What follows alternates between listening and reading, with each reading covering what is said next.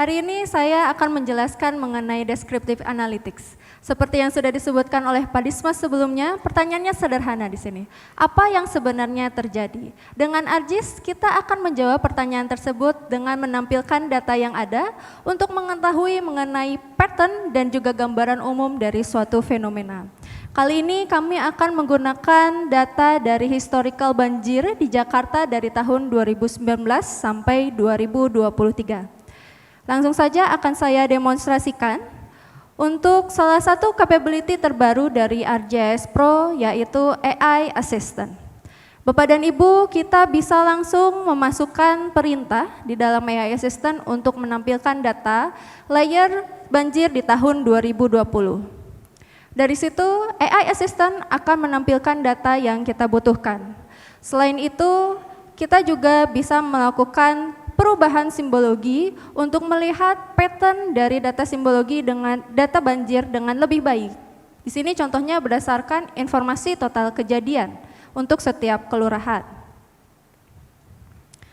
Dari situ AI Assistant juga bisa menampilkan informasi lainnya atau layer lainnya yang dibutuhkan. Contohnya saya menambahkan lokasi titik pompa air di seluruh Jakarta. Kita akan masuk untuk capability yang kedua, yaitu mengenai query data.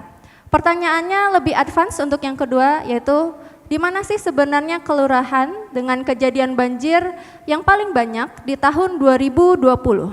Seperti yang kita ketahui, di tahun 2020 Jakarta mengalami banjir yang cukup masif dan persebarannya cukup merata. Di sini kita bisa melihat kelurahan yang mengalami banjir paling tinggi di tahun 2020.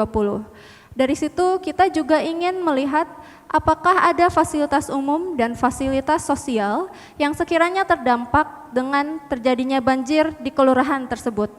Kita bisa langsung mengquery data dari fasilitas umum dan fasilitas sosial sehingga AI Assistant bisa menampilkan lokasi point of interest dari fasilitas umum dan fasilitas sosial tersebut.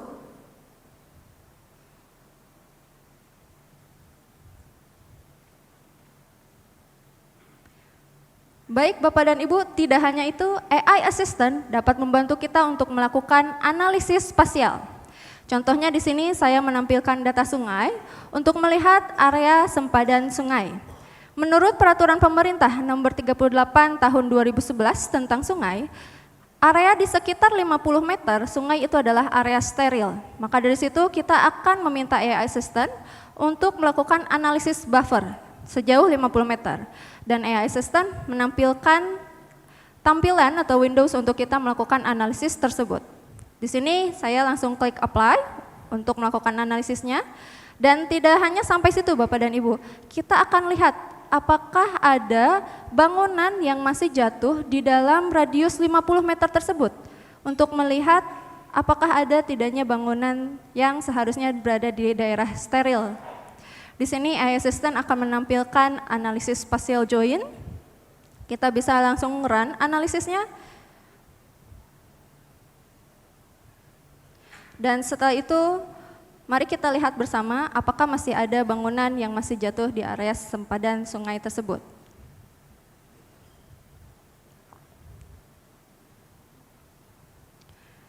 Baik Bapak dan Ibu, untuk melihat pattern dari kejadian banjir dari tahun 2019 sampai 2023, sebenarnya banyak yang bisa digunakan. Di sini kami menampilkan 2 dimensi dan 3 dimensi untuk memahami lebih lanjut mengenai data temporal spasial dari banjir. Di sini kita bisa lihat secara 3D melalui space-time cube untuk melihat bagaimana persebaran banjir di Jakarta dan kejadiannya.